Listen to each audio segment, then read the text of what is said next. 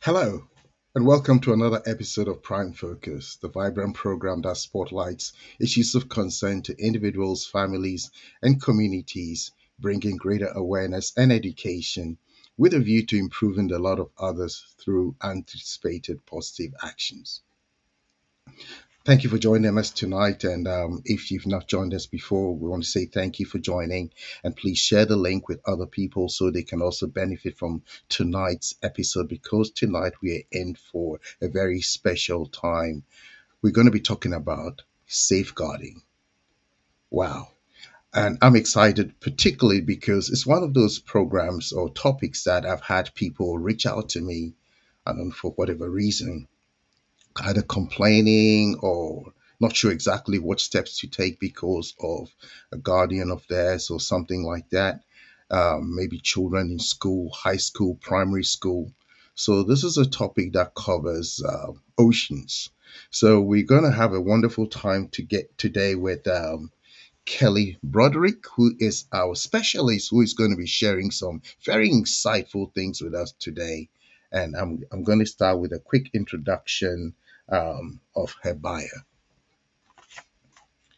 Kelly Broderick is an accredited trauma informed integrated therapist whose passion and expertise shine through her dynamic approach to counseling. Armed with an advanced diploma in humanistic integrative counseling and a specialized diploma in trauma therapy, Kelly is at the forefront of empowering individuals to navigate the complex terrain of their past. Kelly's work is a beacon of support for the global majority community. She fearlessly dives into the intricacies of intergenerational patterns, that's very important, providing a safe space for clients to unravel and understand their history, paving the way for profound shifts in their lives. Beyond the therapy room, Kelly is a force in the community. She is a practice manager in an early help family service in London. She also worked in children's services, supporting families with multiple complex needs. Her impact resonates through evidence based parenting programs, contributing to better outcomes for children for nearly 2 decades. Amidst her empowering career, Kelly wears her paramount role as a badge of honor, being the mother of two beautiful girls aged 11 and 7. Wow. Audience, let's welcome Kelly into the studio. Thank Kelly, you. it's a pleasure to have you join us this evening. And as I was reading that bio, I said, wow, so many detailed, important, integrated things. I mean, you spun possibly all the issues of the world. Wow. I wouldn't call it But like that. Just right, one, yeah, one, but one person at a time. one person at a time. Thank you so much for joining us. And you and I were having a brief chat yesterday, and I was blown away by the depth of the things that you were saying, and that was more like scratching the surface. And so far, I know our audience is in for a very good time tonight. Wow. Kelly, I have a couple of questions here. Then I'm also going to allow the audience maybe to throw in some. I've tried to incorporate some of the questions that people have asked me before in the ones I'm going to ask you, but there may be some other ones that may come up in the chat as we Okay. go along as well.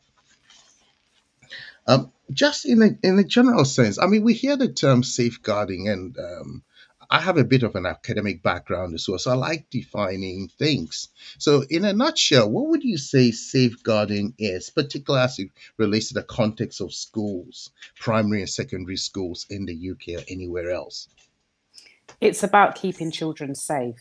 Hmm. It's about ensuring that they're able to meet, to reach their full potentials and that the barriers to them being able to attain it is not, doesn't get in the way, but keeping them safe and secure so that they're able to reach their full potential. And also, safety or around, trying to keep them safe from, potential risk and harm. Hmm. Wow. So, so when you talk about safeguarding in that sense, could it be safeguarding just when they're in the school, or could it be the fact that they could also observe in a school environment that things are happening in their home that would also come to their attention? Absolutely, because children will, children express their feelings through their behavior. Sometimes they don't have they don't have the language to be able to say, what's going on for them. So it often comes out in their behavior. So that's how you know that something is going on.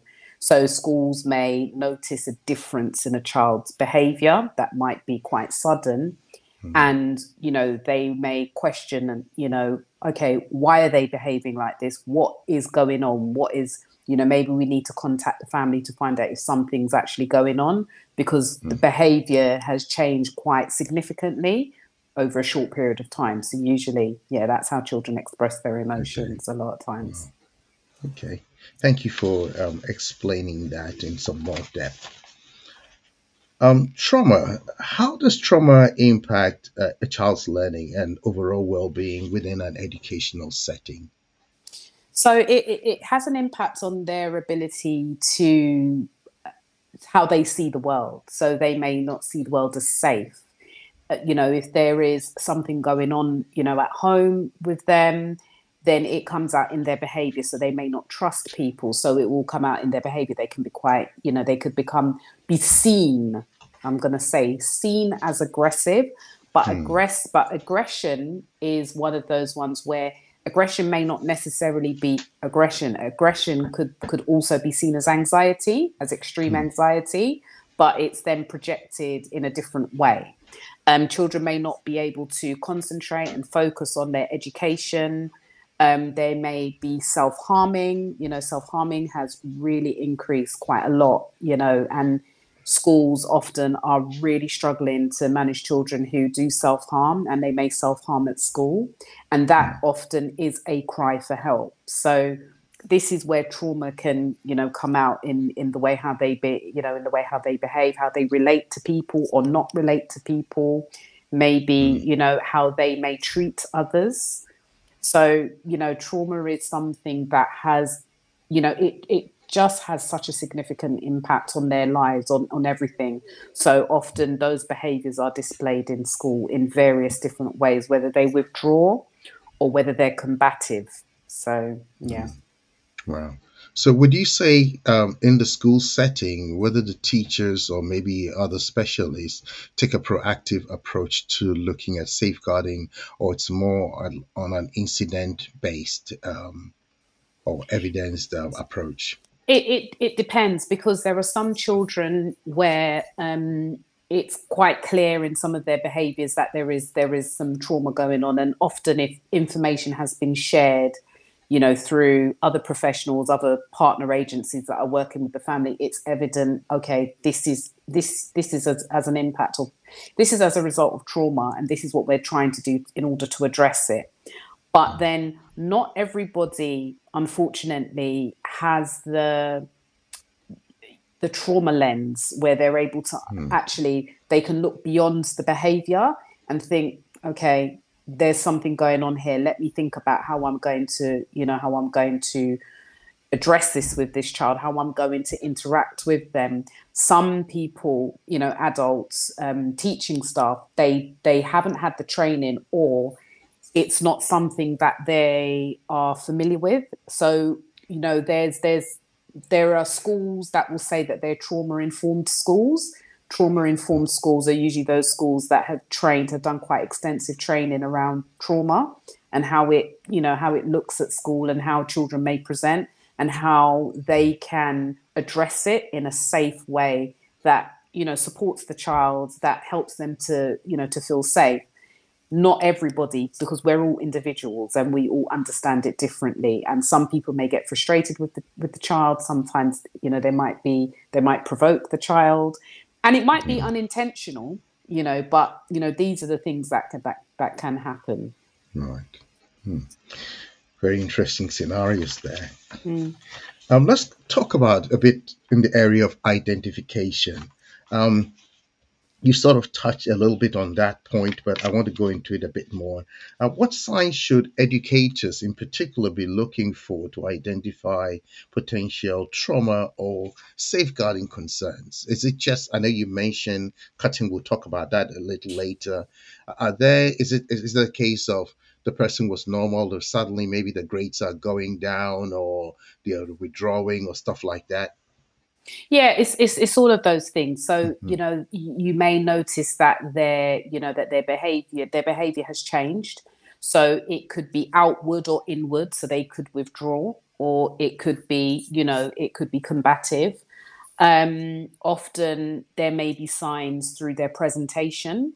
So, often you can notice a difference in maybe the way how they are presenting, maybe some of the things that they say.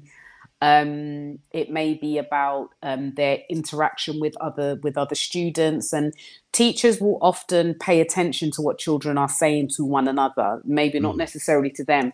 Children will talk about and sometimes reenact what's actually happening at home. Particularly children of primary school age are reenacting maybe what is going on at home for them, and if most educators or those that are trained in child development that will understand, hold on a second, this behavior seems to be concerning, something of concern. And what they should be tasked to do is to keep an eye, keep the child safe, but also maybe investigate and find out, is there something, mm, has something happened recently? Because obviously if they have a relationship with the child and they know the child, they will notice when things change. So now we right. we understand the difference between normal child development, but then if there's something that is actually quite concerning, then that often peaks a red flag, and Mm, maybe requires some further exploration. Maybe having some time with the child.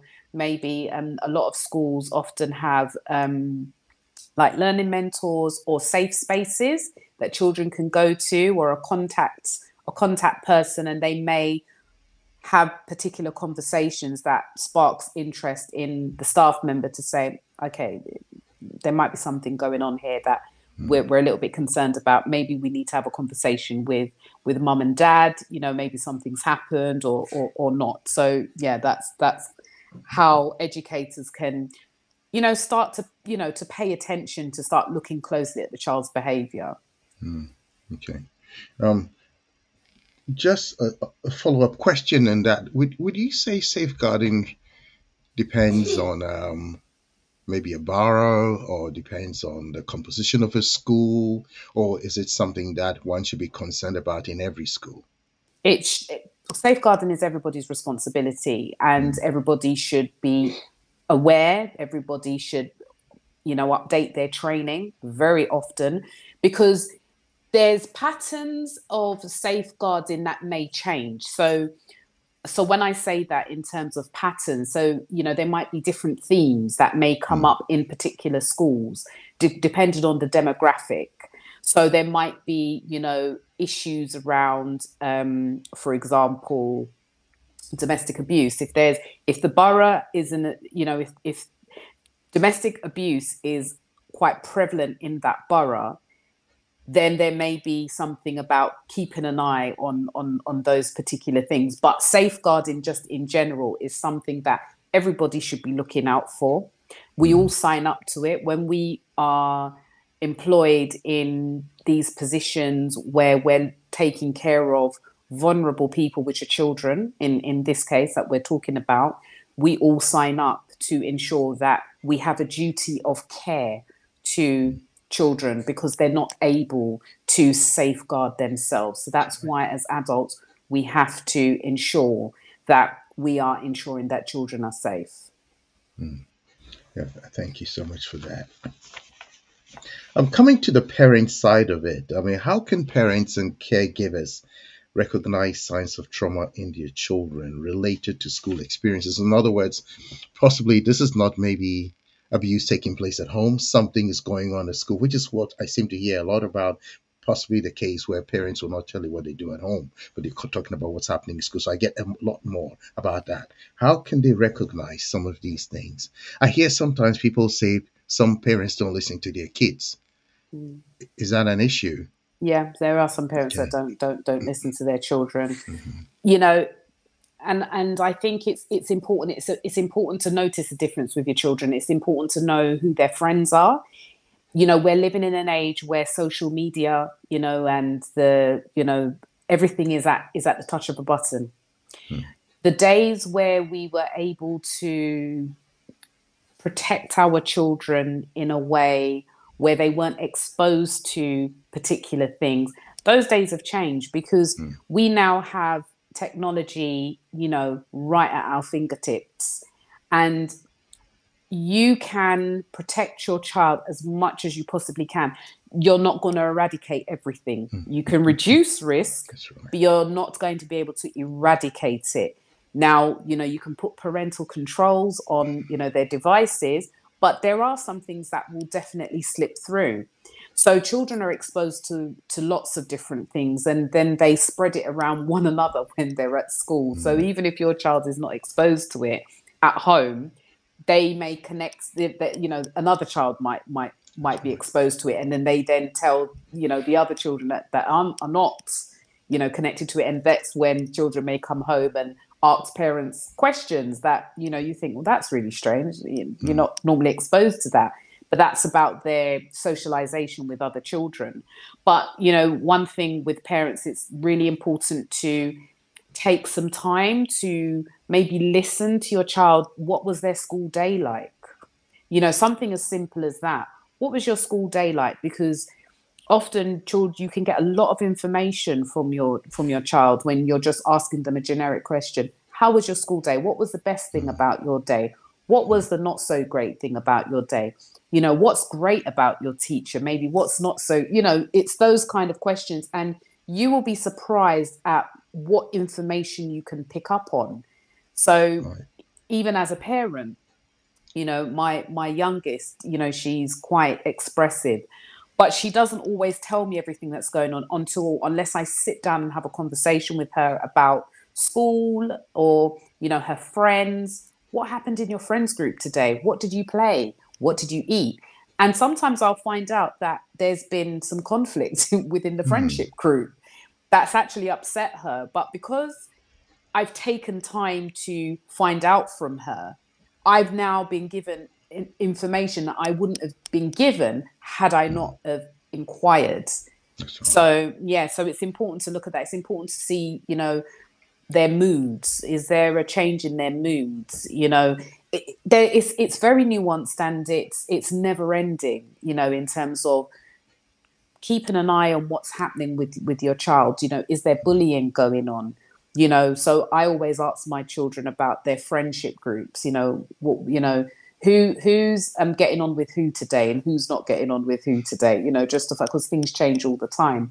You know, what did you learn today? How did you find, you know, your learning? Did you understand? Do you feel that you need any help? You know, and it's those kind of things to kind of really explore and be curious. This is something that we talk about quite a lot in the work that I do. Being curious, stay curious about, you know, what's happening for your child. Well, very good. Curiosity doesn't kill the cat. Curiosity helps you identify problems. Okay. Yeah. Right. Just to educate maybe our audience a little bit, some people do not realize there are particular protocols. They want to go in and make certain demands themselves in schools and all that. So, what protocols and procedures should educators follow when they suspect a child is experiencing trauma or facing safeguarding issues?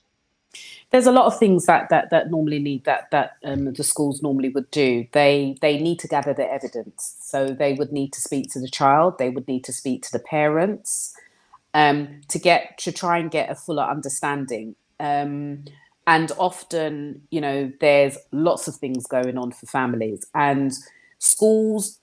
Many schools now have maybe school liaison workers or family support workers based in schools who will go out into the playgrounds and will, intermingle with the parents, just to just check in. How's everything going?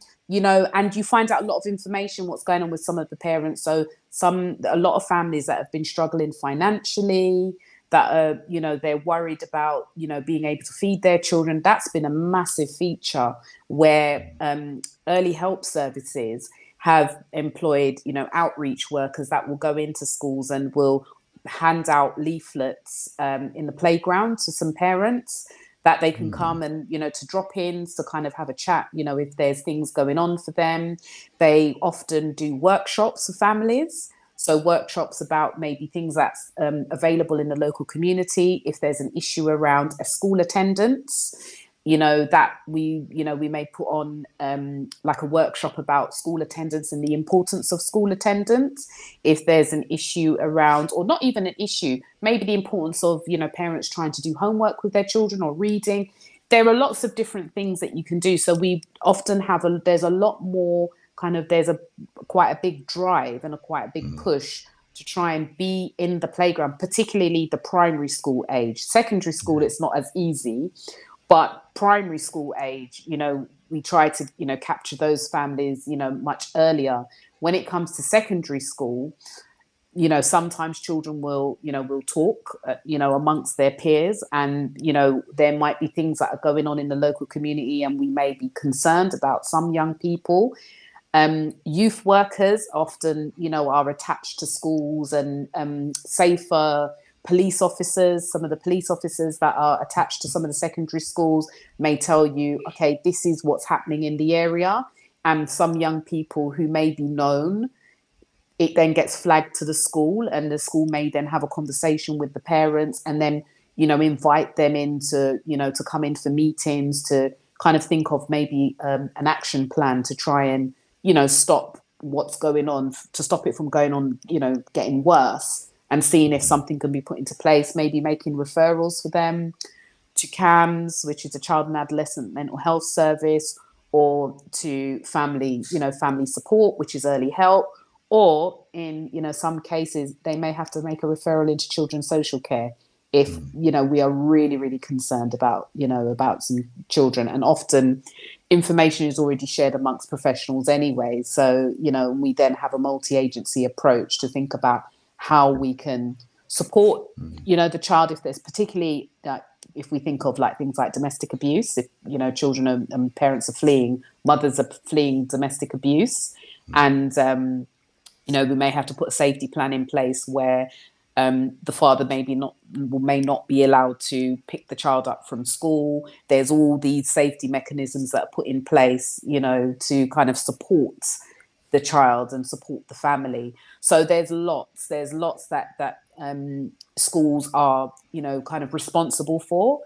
And like I said, it's everybody's responsible, but often the schools, some schools feel that they are, they have the most, they have to act like social workers because they see the children more than any other service. So it can be quite difficult, but they are always able to have contact with the local authority, with children's services. If there are concerns, they can have consultations with particular teams if there's a particular thing that they are worried about, and a plan can be put in place, maybe how they can address it if there's already information already available, to think about plans of going forward to try and support the family. Wow, it looks like an army of personnel that's out there. The bit about the police took me by surprise. I didn't realize police work with schools. I never Yes. knew that. Yes, they Right. do. Okay. Yeah, particularly secondary schools, because in some areas where there are high prevalence of like gangs and knife crime, and also grooming is Right. huge in secondary schools. So what often happens in particularly some some secondary schools is that known groups or older people that may be affiliated with particular gangs will often go to secondary schools. That's a perfect picking place to try and pick their recruits. They go to chicken shops. Everybody knows about the chicken shop. And what often happens is that these olders, they call them olders, will go outside the school, hang out, with some of the young people, offer them, oh yeah, I'll buy you some chicken and chips, or yeah, come with us. That it's grooming, it's gradual. They often will find the ones that are the most vulnerable. So it's almost like they are surveying and observing their prey, because they want to see which child is likely to be really vulnerable and is likely to engage with what it is that they're offering, and those who aren't. And they know, so they pick their prey very, very carefully. But that's something that is done. So often police officers are outside of the secondary schools. There have been instances where fights, or there's been young people that have been stabbed. In my area last year, a young person was stabbed and killed outside of his secondary school. So these are things that are happening, and police intel will know where particular hotspots are. So they'll have police officers that are around there. But most secondary schools have a police officer attached to them. Wow. Very good. It's good to hear that there's all these support things in place, even though things fall through the cracks sometimes too. Yeah. Coming to support, which we've sort of already started talking about. What resources are available for children who may be experiencing trauma or safeguarding? This is for the children directly, not the parents or schools and all. What can kids do? I want to give you two scenarios. A girl comes home. I believe she was then probably 12 years. She comes home wet completely. They must have poured water on her at school and all that. Comes home, her mom is upset and all that, not knowing exactly what to do. The kid doesn't want to go back to school the next day and all that. Okay, you advise them, okay, just keep out of their way, but they still taunt you.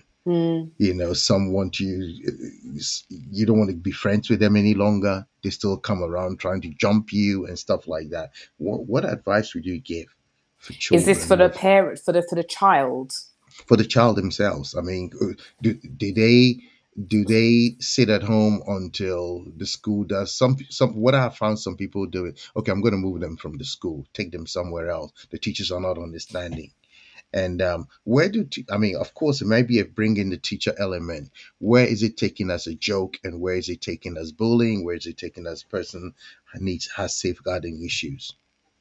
So with children, it can be, if you're talking about direct working with children, it's about building trust. So it's about building trust so that they feel comfortable to be able to talk to you about things. So things like young people that have experienced trauma. So in the service that I work in, we do direct work tools like a talking blanket, where they may not want to face their parent, to talk about the problem, but there's a talking blanket where they can write, where some of the things that they're going through, they can put questions in a jar, or things that they may want to talk about in a jar. They may not necessarily want to say it, and it's one that parents can go to and pick out, okay, this is something that they want to talk about. We really advise and encourage things like special time with children, even teenagers.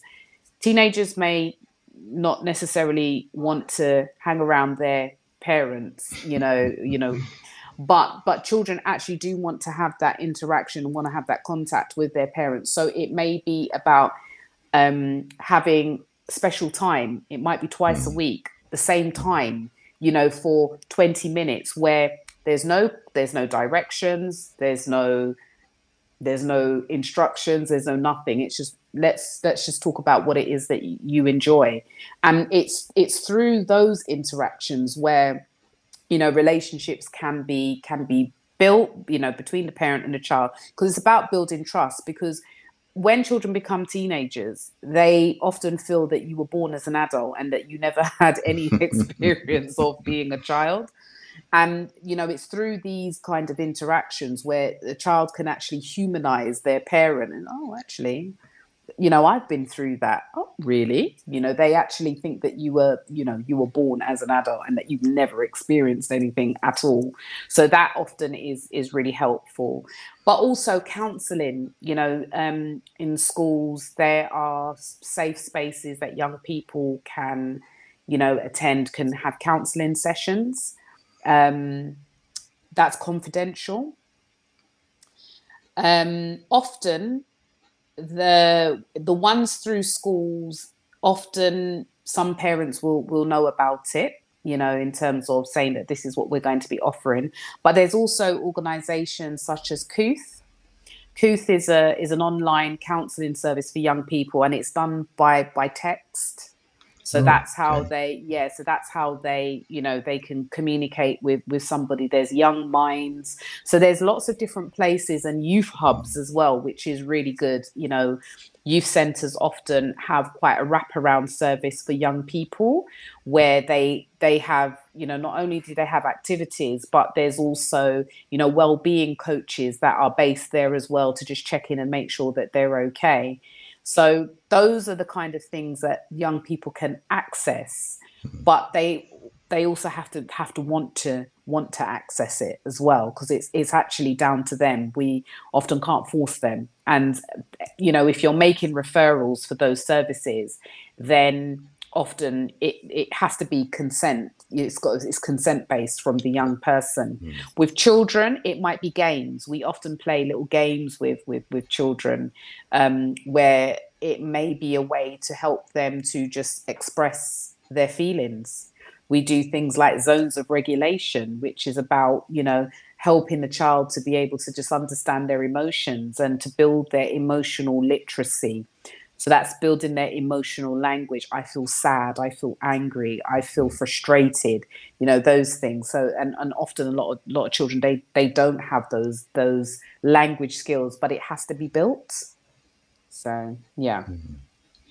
Thank you. Well, so for any parents who have young ones, so the schools obviously let the children know these things are available for them, do they? Yeah, so some particular young people who there may be a concern, Hmm. often class like schools will speak to children about well-being. That's Right. something that's Yeah. quite big Okay. in schools now anyway, where they talk to children in assemblies or anything Mm. about their well-being and how they're feeling.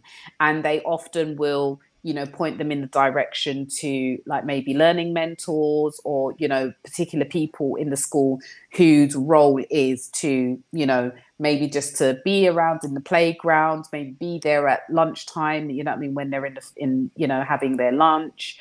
So it's those kind of things. Or I remember my daughter, they had a bear. So this is when she was in year one, and they had the talking bear, and they could put questions in the talking bear, and the teacher would check it after every session at school to see if there's any questions that a child wants to ask, or Mm. something that they're worried, or the worry bear, and they can put some of their worries in there, and then they will talk to the whole class about it, or they may approach the child about it. You put something in the worry bear, what was it that you were, Mm. do you want to talk about it a little bit more? So most teachers are, they are given some training in terms of, asking children questions about well-being, emotional well-being, and just appropriate ways of being able to reach children that way. Yeah. Oh, good. Good to know that these things are like that. A worry bear. Oh my Mm. goodness. I would have said, what would a little kid be worrying about? But certainly they have things to worry Oh, they've about. got lots of things to worry about. Mhm. How do you think the relationship should be? I mean, in terms of schools involving parents and carers in matters that relate to trauma. Would you say, based on your experience, the relationships are very cordial, or it depends on, it's a case by case thing? It's a case by case thing. Mm. There are some, so it's a case by case thing, but it's also an individual thing as well, because there are some There are some teaching staff who are a lot more well versed in trauma than maybe others. And as I say, that, you know, a school may class themselves as a trauma informed school, Right. but again, it's also down to individuals as well. So when a child is behaving in a particular way, they're not necessarily worried or moved by the behavior. They're more concerned about what's beneath that, and trying to get to understand what that is. And they may have their own strategies of being able to reach, you know, the child. In Mm. terms of them being able to speak to parents now, you know, when there are concerns, or if there is, you know, there's trauma, that a child has experienced trauma, you know, the school will usually ensure that they keep a close eye on those families. So it may be that they do regular check-ins with, you know, the parent. If the child is not at school, you know, sometimes the attendance officers might go round to the house to check in. Oh, okay. Okay, they're not at school today. You didn't pick up the phone. You know, some of them have really good relationships with those families where they know what's happening, that there are things going on, and what they will do. And as long as schools are able to, are aware, a lot of schools will try and put things in place to try and support, you know, those families. And often you know, when it's successful, it's amazing. When it's not successful, that's where it then becomes a bit of a problem, you know, and then it can be a bit of a standoff between the parent and the school. Right.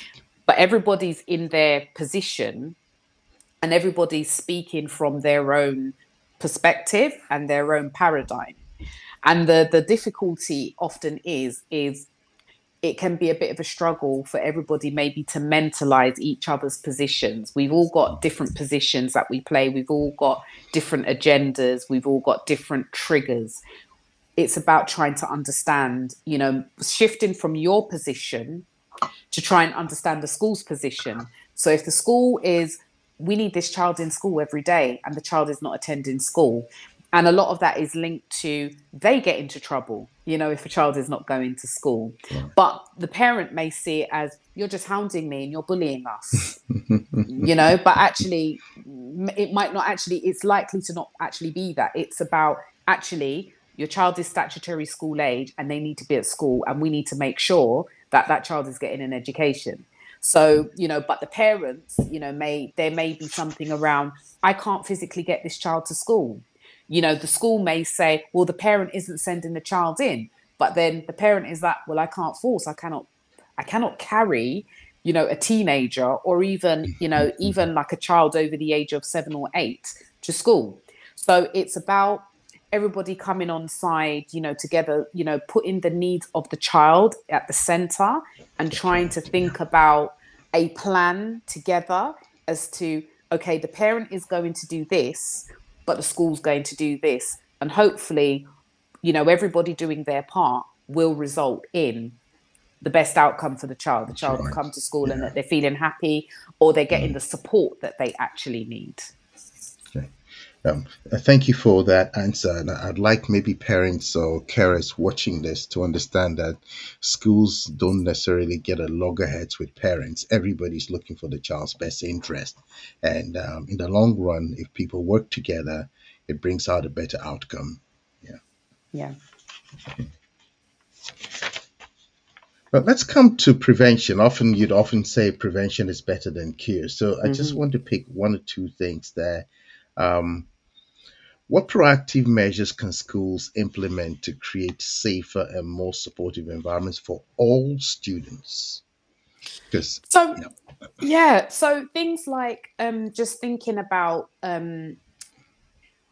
where children are at in terms of their development. So maybe providing those safe spaces, so those quiet spaces, you know, for children that may need, you know, an area that's quiet, because where neurodiversity is on the increase in terms of diagnosed and undiagnosed, then, you know, there's a need for, when I say neurodiversity, I you know, let me get away from the jargon. That's It right. might be children that may have a diagnosis of maybe autism or ADHD or well, it's not part it's not called Asperger's anymore. It's called high functioning autism now. That's what it's Oh, been classified okay. as.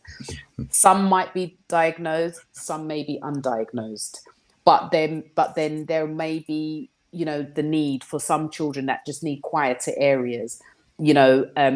If there are some children that struggle with, being in, loud spaces, it may be okay. That's right. This is an area that we have. Um, I guess it's just about being inclusive. I think that's the bottom line. If the school is inclusive, they're thinking about various needs that various children may need, because children are not one group and they don't all like the same thing, and everybody has various needs, or they may require alternative ways of learning, so like small groups, small nurture groups and things like that. If they're available, and even maybe having specialists, if they have specialists that are able to come into schools to kind of support in the areas that maybe the school are unable to. Now, I'm saying this in an ideal world. In an ideal world, the school will have access to so many resources. So any need that a child comes in with, that's no problem. We've got something for that. But the reality is that schools are on really, really tight shoestring budgets. That's right. So it's not always possible. So what they try to do is they try to train in as much as they possibly can, and they try to provide what they are able to do. And if not, then the local authority is there to offer support. So often schools will make referrals to early help services for families, because they're just not able to provide the support, or they need additional support alongside what they're doing in order to support this child. So Yeah. Okay. Well, you did touch on the B word, the budget issue. So thank you for that. Yeah, that's always an issue, isn't it? It is. And But we also offer parenting programs as well. That was another thing. Schools will often provide places where parenting programs can take place as well, so that parents can, get support with parenting of their children. So that's also another massive thing that happens as well. Would you say on the parenting side of things, people, particularly sometimes from particular backgrounds or cultures, feel I know enough about parenting already? So I mean, who are you to come school me? What would you say to people, parents like that? Oh, if I had a penny for every time I've heard that, and I guess I understand. One of the things when a parent drops that statement, I always kind of think, okay, they're feeling judged, they're feeling defensive, they're feeling attacked. Okay. Is there anything that I can do to support you? Because it sounds like, things are really, really challenging at the moment, and children, of today are very, very different to when we were growing up. So it can be a minefield trying to think about what parenting strategy to use with these children today that's going to be successful. Maybe I can offer some support, and it's about coming alongside the parent. It's about maybe just being curious about what their experience has been. What has the parents' experience of parenting been like? How did they grow up? Did they grow up here in this country? Or did they grow up in another country? And they're now bringing up westernized children, because that is huge. That's another big thing, where there's the clash of the generations, but also a clash of in terms of the two worlds, westernized and a non-westernized families, and that's where often the conflict happens. So it's about just being curious, asking them about their story if they're willing to, if they want to share, trying to affirm them, and just recognize that it's not a hierarchical, I think your parenting is not good enough, so I'm going to teach you. No. This parenting thing is not a joke. And we're all struggling. And that's the thing, that there's no such thing as a perfect parent, and we all need help. So, you know, I'm just here to offer you some support if that's something that you want, you know, if that's something that you think would be helpful for you. You know, maybe I can offer a different perspective because I'm not as close to the child as you are, you know, so it might be helpful. Now, a lot of parents appreciate it. There are some, so the ones that maybe don't appreciate it or they feel judged, and they may come with, I don't need any parenting. You know, I've raised 5 children, you know, and that's often what happens. It's often that may be linked to maybe they've had a bad experience with the service, with All professionals right. before. So there's usually a backstory to it, you know, and that is something that you have to be, that's always important to be aware of, because we can look at a statement like that and we could easily take offense, or we can look at a statement like that and think, okay, I feel that there's a backstory here. So let me just ask some questions and just, you know, just try to affirm them. They're doing the best that they possibly can, you know? So, yeah. Good. Just to follow up on that, are there things like, for want of a better phrase, parent support groups for people who have had safeguarding issues where maybe they can talk to a small community, or that would be council based or independent bodies that would organize stuff like that? So again, it depends on the local authority, the local authority that you live in. In some cases, so parenting programs are often Okay. perfect places where parents will get together and will attend an evidence-based parenting program. And sometimes what they do is they create support groups after. You know, some of Okay. them, you know, there are, and also it's also important to mention that there are lots of local organizations that are not attached to the local authority, that are community based, and Okay. they may provide, you know, some family support or just a space for, you know, particular families to come and to access support, you know, access further support. And they may be able to get people that coming from, you know, from the council or from other places to provide maybe some workshops, you know, for those parents.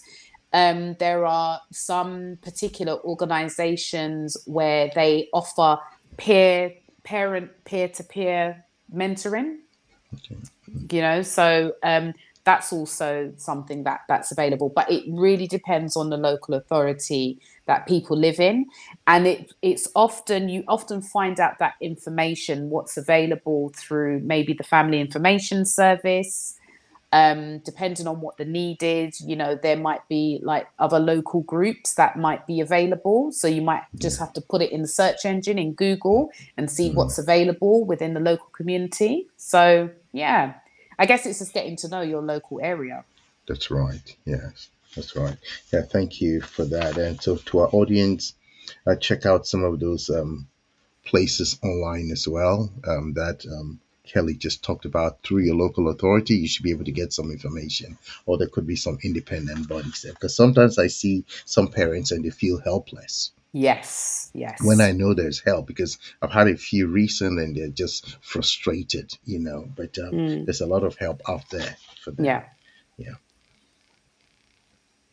And when it comes to policy, we're coming to the last part of what I want to ask. But in area of policy, can you explain how UK policy addresses safeguarding in school, and if there are any areas of improvement? Um, One of the things I read recently was something in America, maybe a controversial issue, but I'll still ask you the question if you want to answer it. Um, is there a misconception about how a student should look when they come to school? So if the hair looks different, Ooh, it's an issue. that's a tough one. Okay. So a lot of things have changed since George Floyd. Okay. There are some schools, or were some schools, where, you know, they had very strong offensive policies around hair and how children should wear their hair.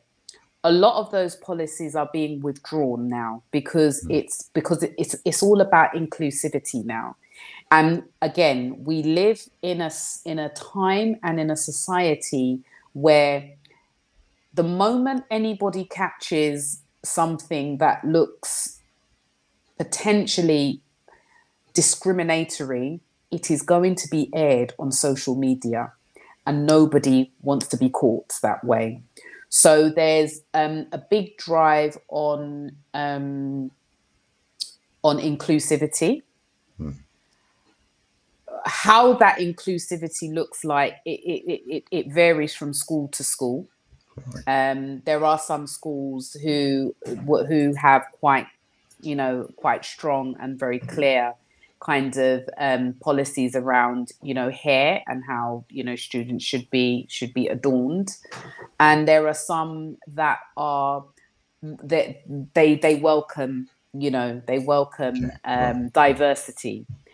But again, it has to be within, I guess, within the range. So it's like, children that may wear different color plaits, like in terms of like multicolored plaits to school. A lot of schools would probably say that's a tad bit too far because it's, drawing attention to yourself. And again, what they're having to look at is if one does it, then everybody might do it, and then they have a full on kind of rebellion. But I guess it's about there's a lot that a lot of schools are doing in terms of they use a lot of their governors, during their governor meetings. So I'm actually a governor at a school.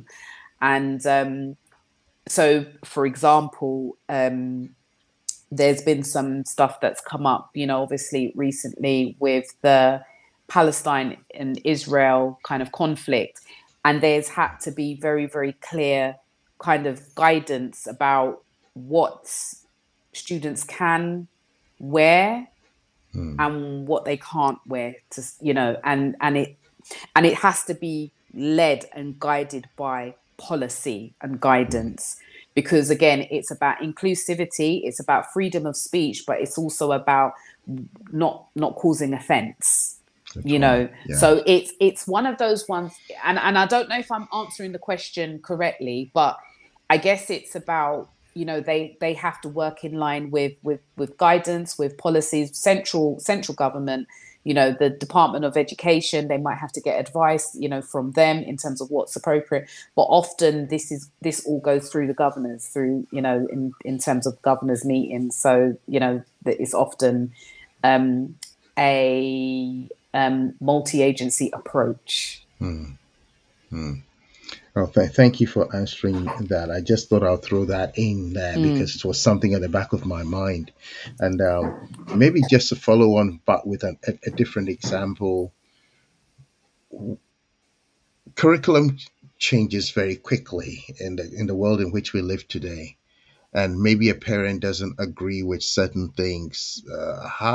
What's a proper way for a parent to raise objections about the child not maybe having to learn certain things and all that, rather than going in a very confrontational way to the school or stopping the child from going to school?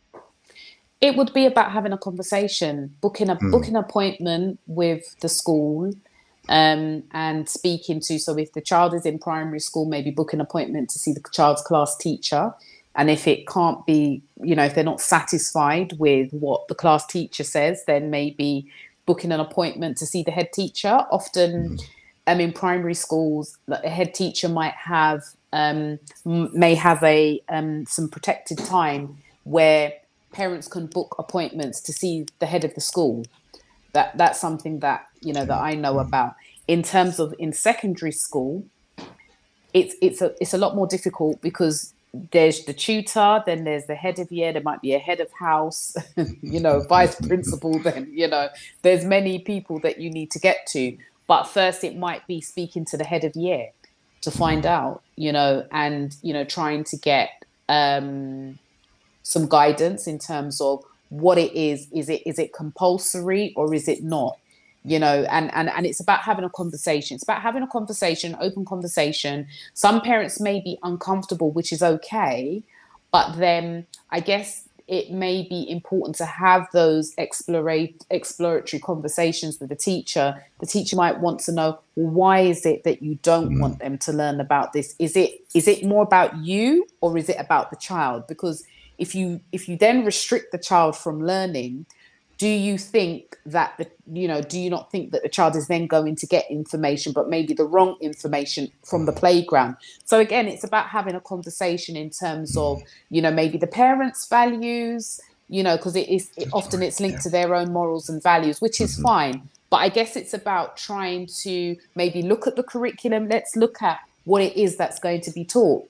I know that in the school that my children go to, that one of my daughters goes to, that the PSHE, sessions, we as parents, we are given the opportunity to see the curriculum first. We get to watch the videos in a group setting, and they explain how they're going to teach the children. If parents don't want their children to attend, you have to write in to say you don't want your children to attend. But they try to make sure that they offer the opportunity for parents to see how it's going to be taught. And often it is done in the most appropriate manner. So, yeah. And, there might be books that parents may want to read, that may want to use as reference, because sometimes it's a fear of what the child might do with the information that often, can evoke in the parent, which again is fine. But then are we then having an impact on a child's natural development? Are we getting in the way of that? That's why I asked the question, is it more about me as an adult, or is it actually about the child? And usually it's about the adult and their kind of morals and values and their discomfort and their lived experience of whatever is, what may be taught. Thank you for that good explanation on that, and I hope it will help some parent who is listening who has maybe specific needs.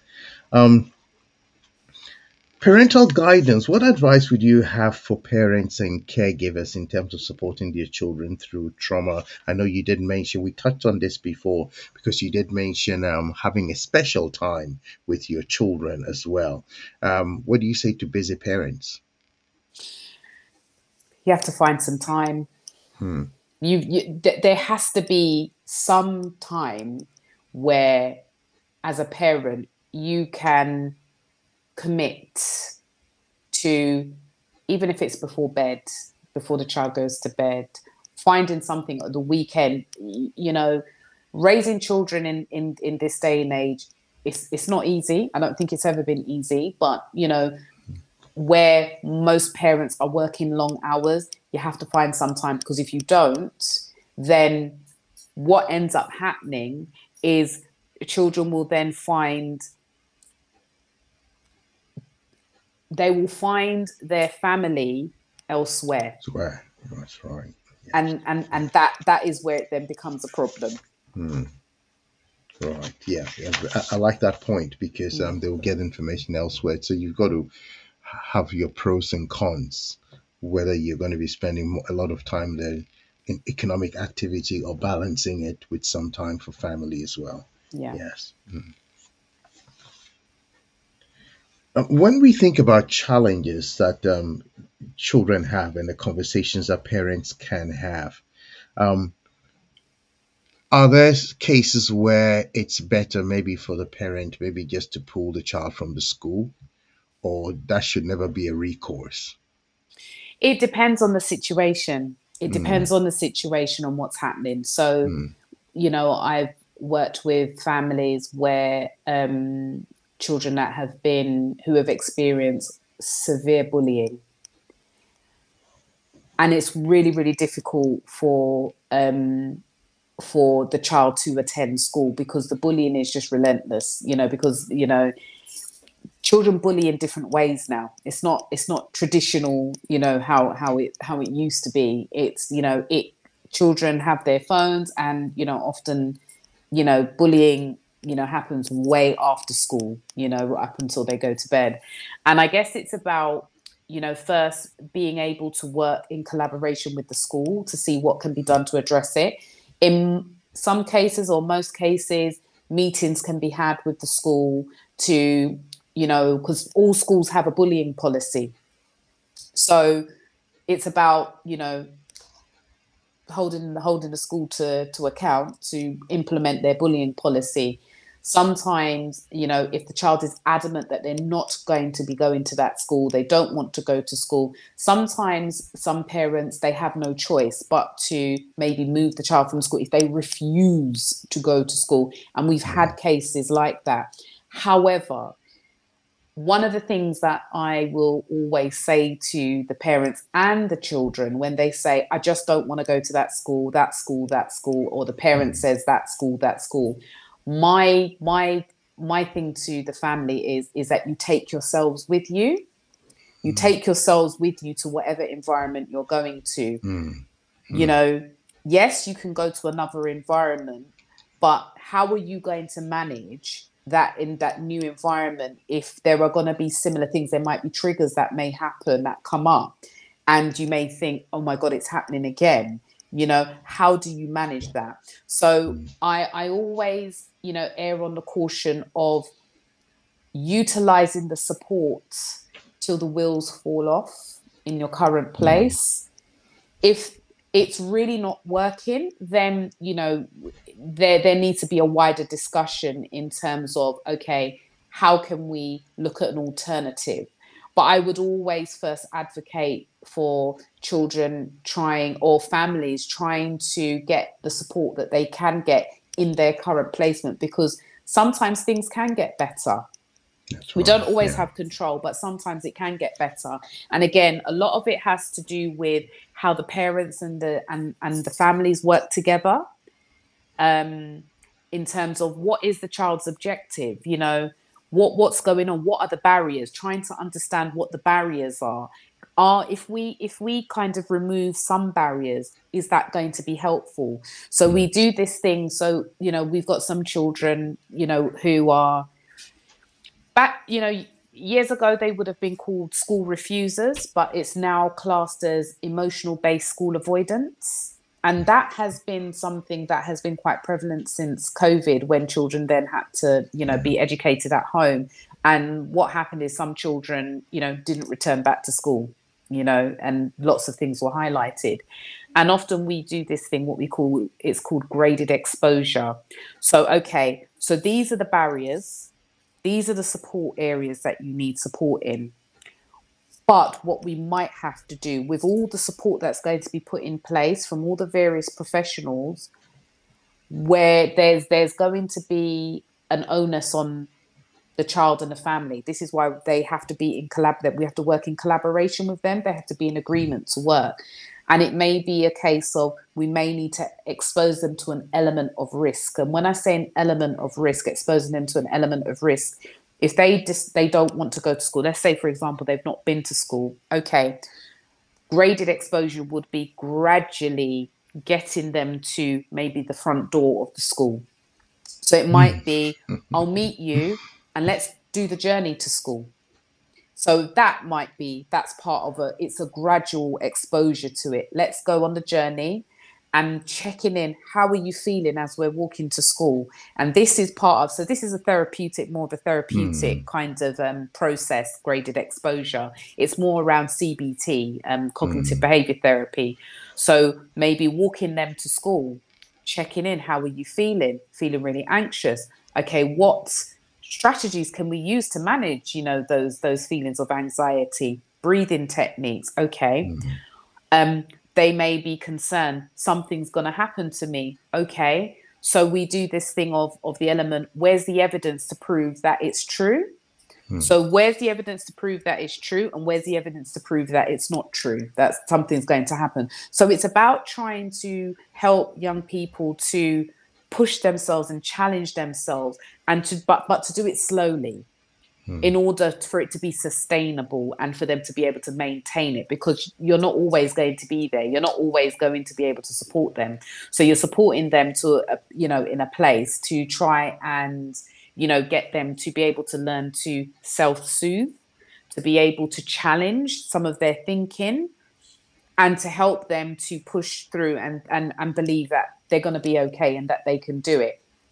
That's some of the extreme cases, with some of those things. So that was just an example that I gave with some young Right. people. But yeah, but Okay. often moving children straight away may not necessarily be the answer. But I would always advocate for parents have a conversation with the school, have a meeting. We call it team around the child meeting or a team around the family meeting, and get together an action plan as to how they're going to try and address the barriers. Right. Yes. Thank you for the balanced answer you've given there. Um, I'm just reading in the chat here, two questions, Sheila. How do you encourage a child to speak up regarding things that are happening at home if they feel isolated at school? In other words, both ways. Yes, sometimes things are happening at school, they are not saying it. But at the same time, things could be happening at home. I guess you answered that partly when you said they have people who would go into the playgrounds and ask them how things are going and all that, um, which I think is great. What if the issue is with a teacher for a child? So again, when you speak to the child and you find out what their experience is in terms of Hmm. what's going on, with a particular teacher. So, asking them questions. What happened? Um, what would you like me to do about it? Is there something that you'd like me to do? Would you like me to go and speak to the teacher?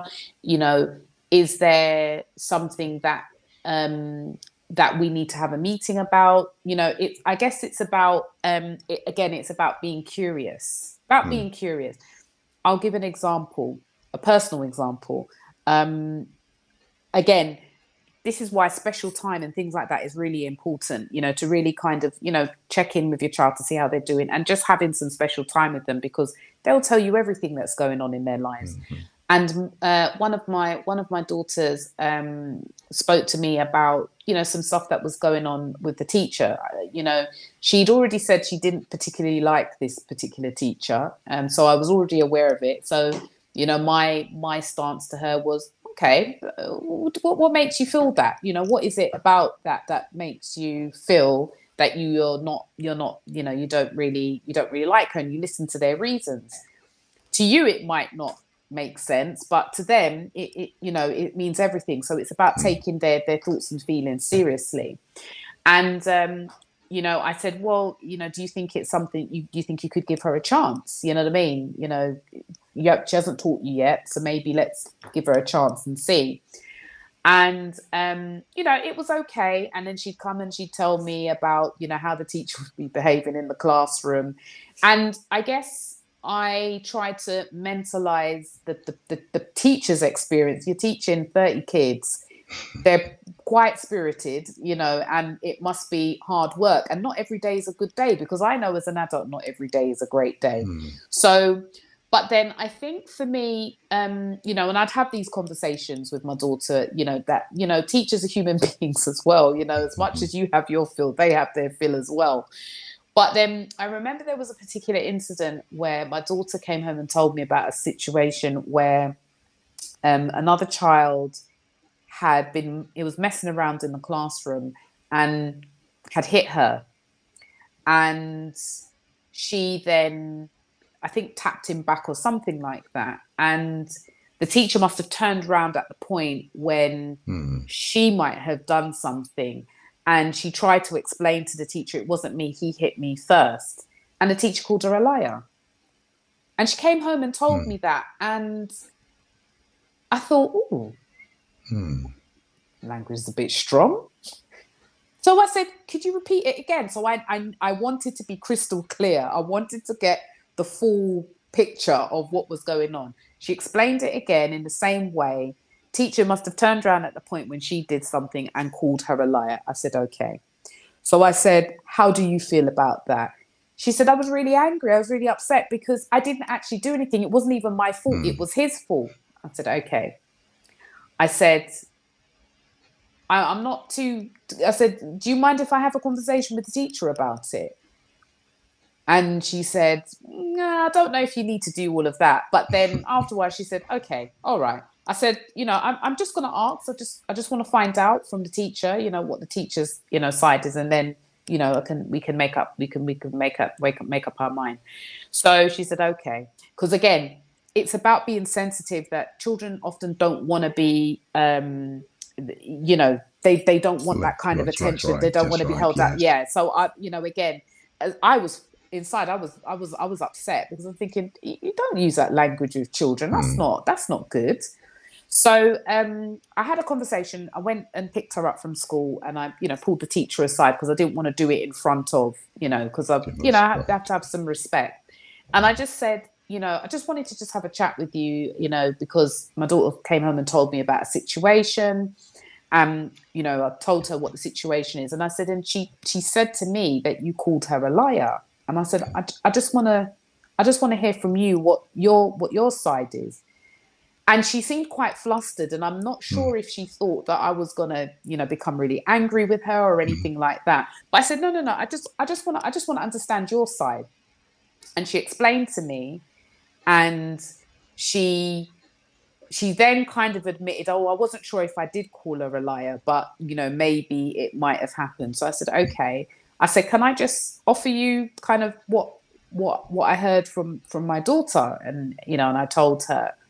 And she went, oh, okay, I can see how that would have happened. So I said, but also I said, I just want to just kind of, I said, I just want to pick up on the language that you use in terms of liar. And I said, I said, for me as a parent, I said, I was a little bit alarmed by that. But I said, I just to be clear, I said, I'm very, very mindful with the language that I use with my children, because being called a liar, for me, that's quite a strong statement, to use with a child who's only 9. So I'm just thinking about, is there better language that could be used, and she admitted, she admitted that, yeah, it was strong language that was used. And, she did apologize to my daughter. And that for me was good. It was good. She, that teacher, to be fair to her, she accepted what she did, and she was able to apologize. But I think a lot of that had to do with the way how I approached her. It was non-confrontational. It was curiosity. Although I was angry, I didn't want to be really angry with her. I just wanted to just have a conversation with her. But I think as well, that is actually, that also can make a difference with parents when parents are approaching teachers. Think about the way how you're approaching them, because they are humans and they do make mistakes. But also as well, it's also a teaching tool for your child so that they can see how you resolve conflict as well. That was important for my daughter to see. I didn't go in guns blazing and making up a whole heap of noise. I just went in and I just asked questions. I was just curious. Although I was angry. I was like, calling my child a liar. But I also, again, was able to step back and think, okay, let me try and understand her position and see whether there's where the issue is. Now, had she have approached me differently, had she have responded to me differently, and it had been quite negative, then that would have told me everything that I needed to know, But luckily, in that situation, it was positive.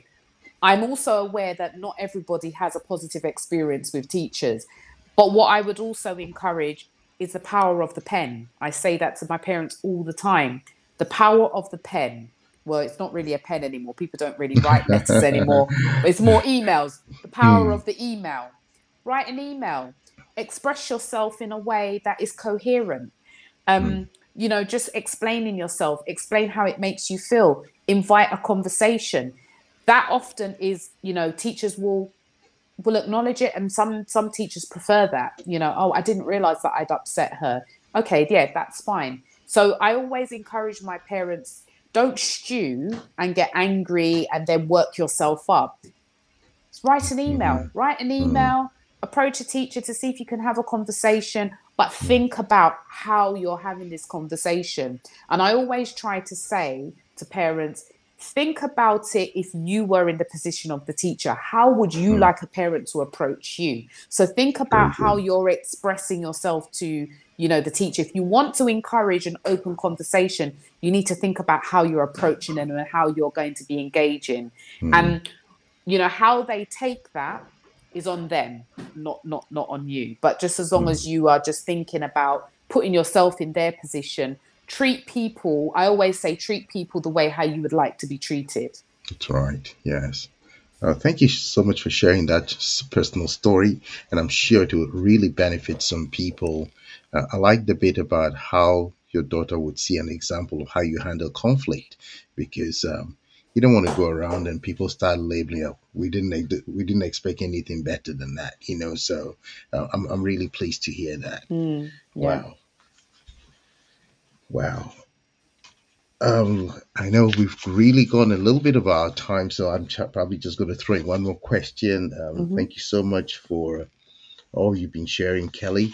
Um, Probably I'll make this my final question, but I've really enjoyed the session. I'm sure our audience has. And maybe before I throw in the last question, I wanted to find out from you. You talked about parenting programs. I know you do parenting programs as well. Is this something that people can reach out to you for?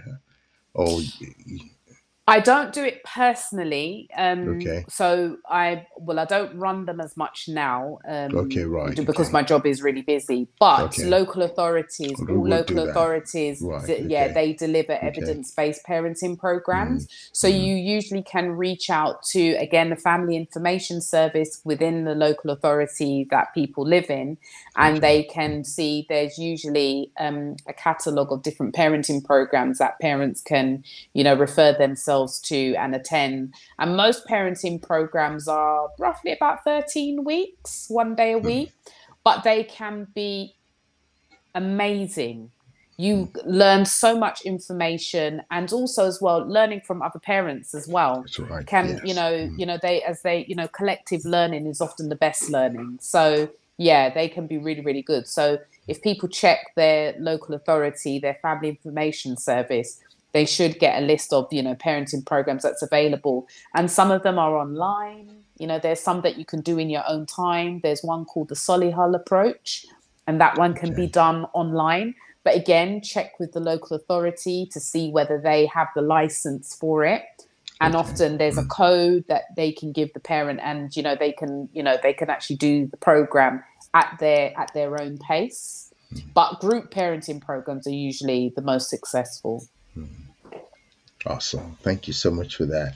Mm-hmm. Um, I guess that sort of handles part of the question I wanted to ask, which had to do with, can communities work together to create a more resilient and supportive environment for children facing trauma?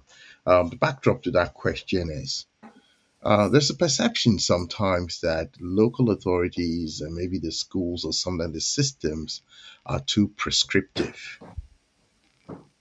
And so sometimes they don't understand the things that don't fit the set mode, if you understand the language I'm using there.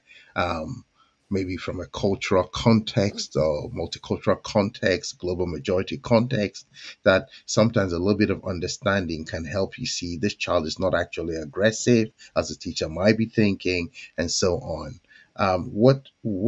How do you think all sides can sort of work together? Should there be more listening from the educational sector?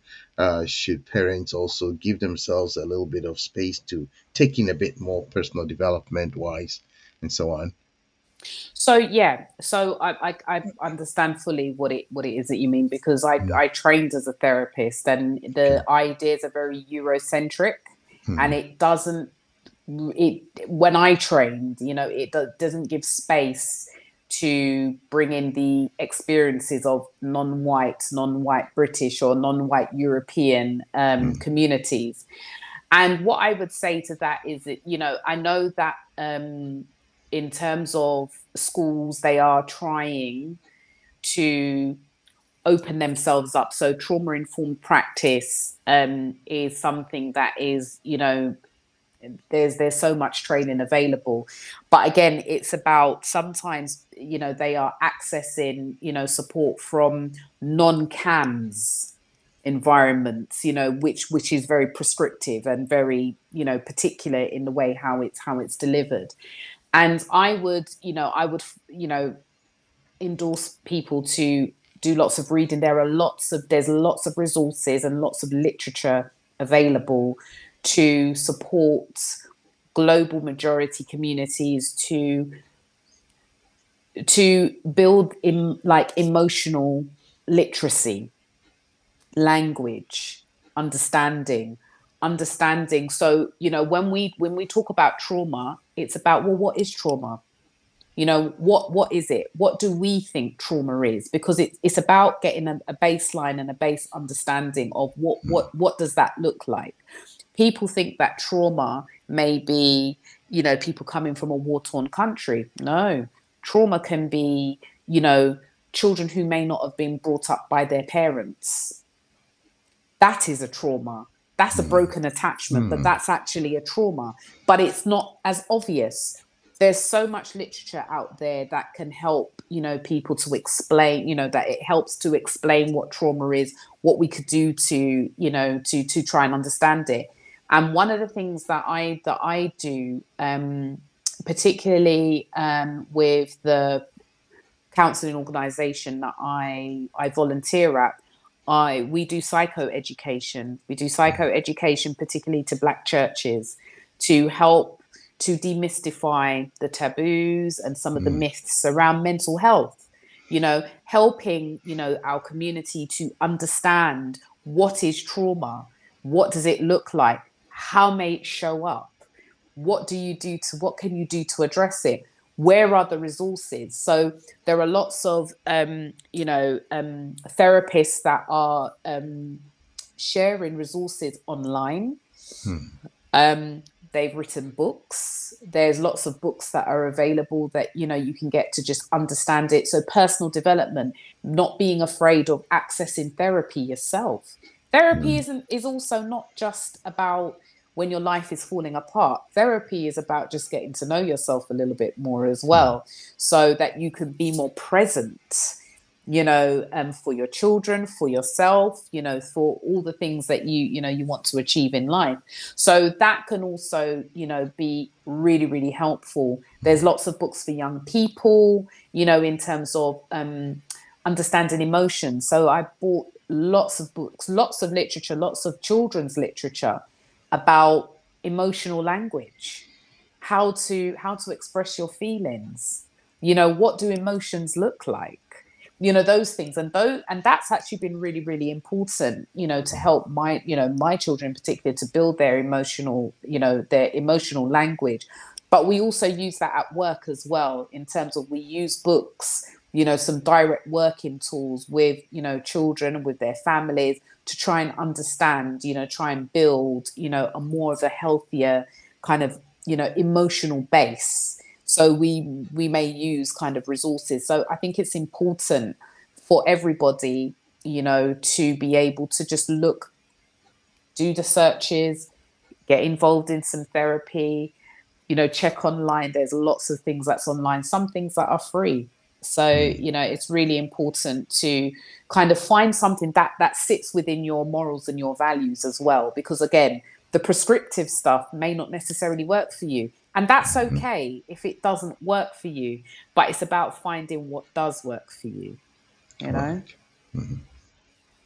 Thank you. That was a good point to draw the line there. Thank you for mentioning about people of faith and all that. Sometimes, no.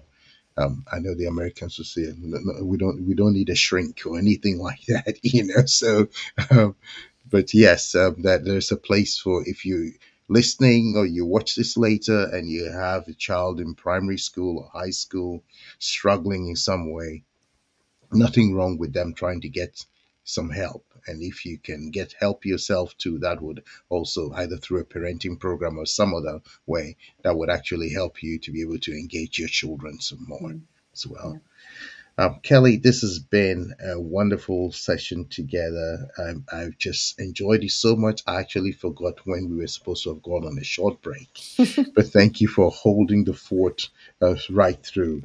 And That's it's okay. really been a pleasure having you on the program. And I wouldn't say we wouldn't call you again, maybe as part of a panel to share some of your depth of wisdom and wealth of information with us again. But I really appreciate you having coming on the program and answering the different questions that we've thrown to you. And You're thank you very so much welcome. again. Thank you. Thank You're you. very All right. welcome. Thank you. Right.